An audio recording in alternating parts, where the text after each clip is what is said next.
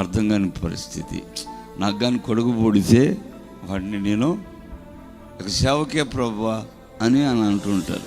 కొడుకు పుట్టిన దేవుడికి ఏడు, కానీ ఆ కొడుకును మాత్రం వీళ్ళే పెంచుకుంటుంటారు. ఇలాంటి వాళ్ళు చాలామంది ఉన్నారు. నాకు వ్యాపారంలో నాకు మంచి లాభం వస్తే, ₹1,00,000 కానీ వస్తే 20,000 నీకే ప్రభువా అని. దేవుడు 1,00,000 మీద ఇంకొక 20,000 ఎక్స్ట్రా ఇచ్చినా ఆ 20,000 ఈడు. దేవునికి స్తోత్రం కలుగును గాక. అర్థమవుతుందా? దేవుడు ఇవ్వాలంటే మనసు ఒప్పదు. నాకు కానీ దేవుడు ఒక ఇల్లు ఇస్తే ఇక నేను బాప్తీసం పొందుతాను అని అనుకుంటారు ఉద్రేకం మీద.